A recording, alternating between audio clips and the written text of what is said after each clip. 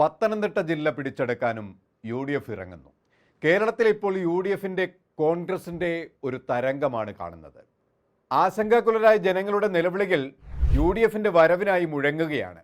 കാരണം ഉപ്പ് തൊട്ട് കർപ്പൂരം വരെ നിയന്ത്രണമില്ലാത്ത രീതിയിൽ വില കയറ്റി ജനജീവിതം ദുസ്സഹമാക്കുന്ന ഒരു സർക്കാരിൻ്റെ ശ്വാസം മുട്ടിക്കുന്ന ഭരണത്തിൽ ജനം നിലയില്ലാ കയത്തിൽ കൈകാലിട്ടടിക്കുകയാണ്.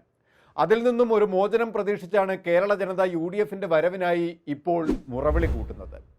അതിൻ്റെ ഭാഗമായി UDF പിടിച്ചെടുക്കുന്ന മണ്ഡലങ്ങൾ നമ്മൾ ഇക്കാലയളവിൽ പരിശോധിച്ചു വരികയാണ്. ഇന്ന് നമ്മൾ പരിശോധിക്കുന്നത് പത്തനംതിട്ട ജില്ലയാണ്. 5 നിയമസഭാ മണ്ഡലങ്ങളാണ് പത്തനംതിട്ട ജില്ലയിൽ ഉള്ളത്. അതിൽ നിലവിൽ ഒറ്റ സീറ്റ് പോലും UDFിന് ഇല്ല എന്നിരിക്കെ ഈ മണ്ഡലത്തിൽ അതീവ ശ്രദ്ധയൂന്നിരിക്കുകയാണ് UDF.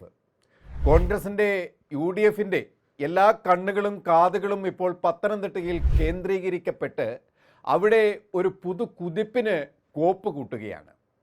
ഒരുമയും ശക്തിയും ഒത്തുചേർന്ന പ്രഗത്ഭരായ സ്ഥാനാർത്ഥികളെ അണിനിരത്തിക്കൊണ്ട് പത്തനംതിട്ടയിൽ മുഴുവൻ സീറ്റും പിടിക്കാനുള്ള സാഹചര്യം UDFിന് ഇപ്പോൾ അവിടെ ഉണ്ട്. റാന്നി, കോന്നി, ആറന്മുള, അടൂർ, തിരുവല്ല എന്നീ നിയമസഭാ മണ്ഡലങ്ങളാണ് അവിടെ ഉള്ളത്. റാന്നിയിൽ പ്രമോദ് നാരായണനും കോന്നിയിൽ CPMൻ്റെ ജനീഷ് കുമാറുമാണ് ഇപ്പോൾ MLA. ആറന്മുളയിൽ മന്ത്രിയായ വീണ ജോർജാണ്. അടൂരിൽ CPIയുടെ ചിറ്റയും ഗോപകുമാറും തിരുവല്ലയിൽ മാത്യു ടി തോമസുമാണ്. റാന്നി 2021 തിരഞ്ഞെടുപ്പിൽ കോൺഗ്രസിന് കൊടുത്തു. അതിനു മുമ്പ് 5 തവണ അവിടെ CPM ആണ് വിജയിച്ചിരുന്നത്. അതിനു മുൻപ് കോൺഗ്രസിൻ്റെ മണ്ഡലം മാത്രമായിരുന്നു ഈ റാന്നി.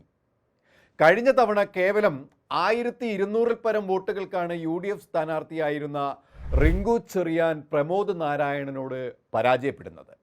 അതുകൊണ്ട് തന്നെ ഈ മണ്ഡലം പിടിക്കാൻ ഇപ്പോഴത്തെ സാഹചര്യത്തിൽ നിഷ്പ്രയാസം UDFിന് കഴിയും.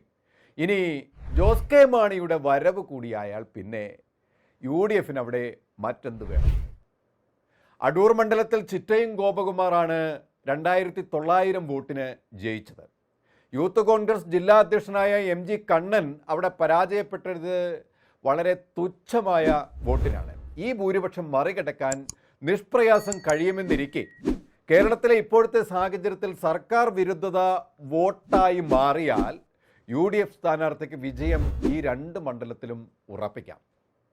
ഇനി ആറന്മുളയിലേക്ക് വന്നാൽ ഇടതുമുന്നണിക്ക് പത്തനംതിട്ട ജില്ലയിൽ ഏറ്റവും ഭൂരിപക്ഷം നേടിയ മണ്ഡലമായിരുന്നു ആറന്മുള.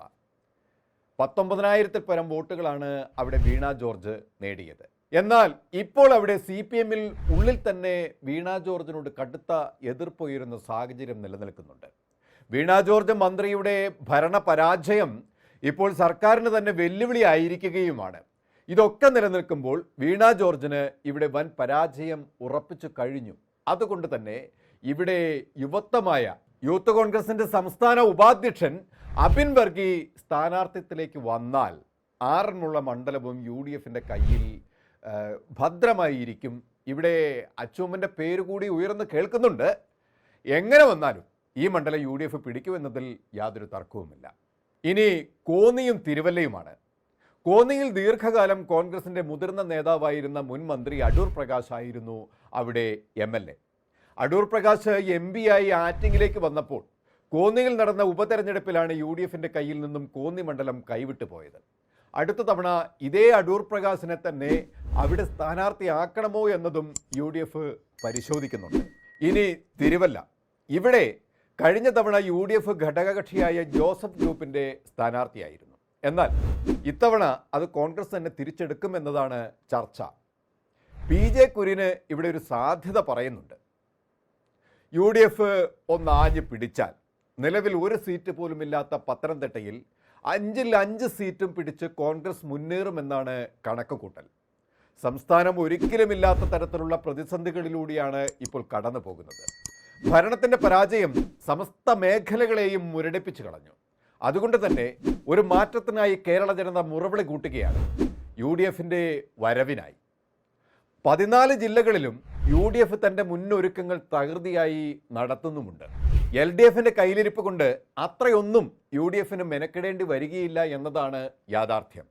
കൂടുതൽ വാർത്തകൾക്കും വിശേഷങ്ങൾക്കും ഞങ്ങളുടെ channel like, share and subscribe ചെയ്യുക. കൂടാതെ സബ്സ്ക്രൈബ് ബട്ടണിലെ ബെൽ ഐക്കൺ എനേബിൾ ചെയ്യാനും മറക്കരുത്.